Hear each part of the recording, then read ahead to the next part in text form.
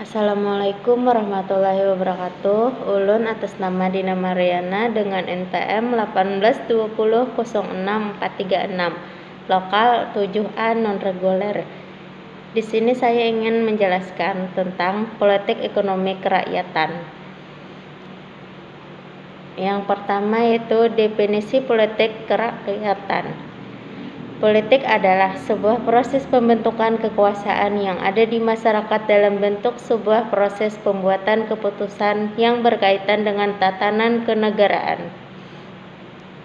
Politik dapat dikatakan sebagai seni dan ilmu untuk dapat kekuasaan, baik itu yang dicapai secara konstitusional maupun institusional. Ekonomi kerakyatan pertama kali dicetuskan oleh Bapak Proklamator kita, Dr. Andes Muhammad Hatta. Gagasan ini merupakan sebuah konsep politik dalam bidang perekonomian, di mana pusatnya adalah rakyat.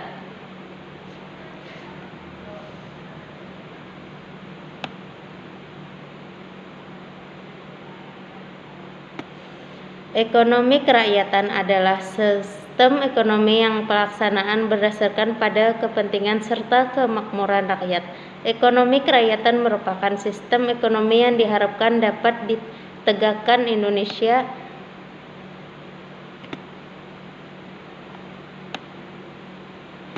sehingga didapat manfaat untuk bersama, bukan hanya bagi salah satu pihak saja.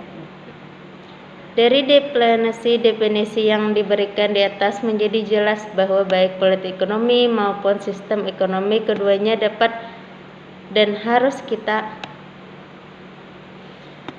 dibuat lebih demokratis. Artinya, politik ekonomi yang benar harus menghasilkan atau dapat mewujudkan suatu atau lebih tujuan yang menguntungkan sebagai besar atau lebih baik lagi. Ekonomi kerakyatan sejatinya merupakan sebuah sistem yang bertujuan untuk mewujudkan rakyat sejahtera. Sistem ekonomi ini juga bersifat terbuka, berkelanjutan, dan mandiri. Yang pertama, terbuka karena melalui sistem ini harus dapat dipastikan bahwa seluruh masyarakat dapat menjalankan usaha dan memiliki akses terhadap sumber daya yang tersedia. Yang kedua, berkelanjutan artinya kegiatan ekonomi yang dilakukan masyarakat dapat terus berlangsung tanpa mengorbankan masa depan dan masyarakat sendiri dalam skala yang lebih luas.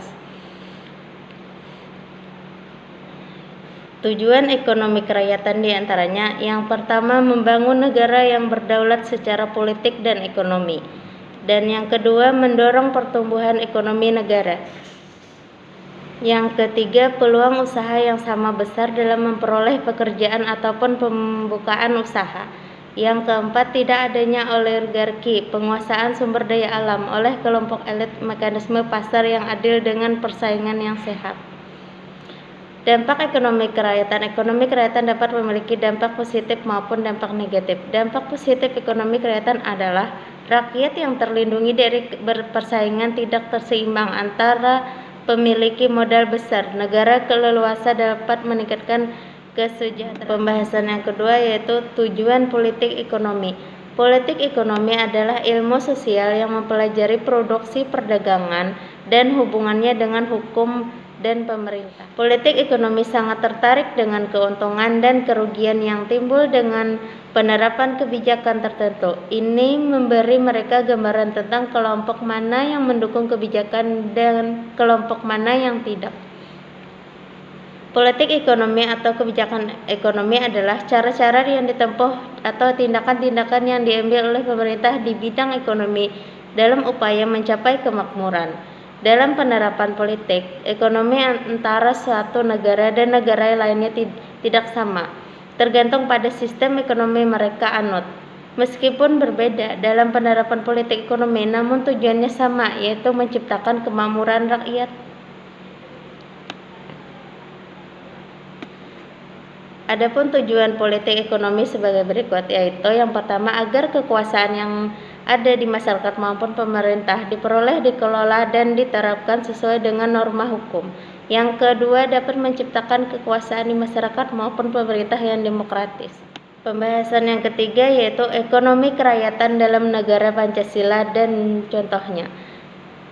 yaitu ekonomi rakyat adalah suatu proses pengelolaan usaha secara mandiri dan kolaboratif oleh kelompok-kelompok masyarakat. Menurut pasal 33 Undang-Undang 1945, pengertian sistem ekonomi rakyat merupakan suatu sistem guna mewujudkan kedaulatan. Penerapan dari sistem ekonomi yang berlandaskan pada ekonomi rakyat adalah dibentuknya koperasi. Pembentukan ini bukan tanpa tujuan melainkan sebagai bentuk pengalaman dari pasal 33 ayat 1 Undang-Undang 1945 atau prinsip ekonomi kerakyatan. Ciri-ciri sistem ekonomi kerakyatan. Di antara sistem ekonomi lainnya, sistem ekonomi rakyat adalah suatu sistem dengan karakteristik terunik. Selengkapnya tentang ciri-ciri ekonomi kerakyatan. Yang pertama, terbuka. Setiap masyarakat punya hak dan akses sama terhadap sumber daya tersedia. Yang kedua, berkelanjutan tanpa mengorbankan masa depan masyarakat dan lingkungan. Yang ketiga, kegiatan ekonominya dilakukan secara mandiri dan fokus memenuhi kebutuhan dari sesama. Yang terakhir yaitu kesimpulan dari makalah saya, yaitu sistem ekonomi yang diterapkan oleh suatu negara sangat mempengaruhi bagaimana kekuatan dan kondisi ekonomi di negara itu. Saat ini di dunia berkembang banyak konsep tentang sistem ekonomi yang bisa diterapkan. Tiap negara dapat memilih mana sistem ekonomi yang tepat sesuai kondisi di negara tersebut. Negara kita telah lama dikenal mengimplementasikan ekonomi kerakyatan. Suatu sistem perekonomian yang berlandaskan pada ekonomi rakyat sebagai kekuatannya. Ekonomi rakyat sendiri merupakan kegiatan ekonomi yang dikerjakan oleh rakyat dengan pengelolaan sebagai sumber daya ekonomi secara swadaya, tergantung pada apa saja yang dapat mereka usahakan dan dikuasai. Baiklah, hanya itu dari saya. Mohon ampun dan maaf kalau ada kekurangan.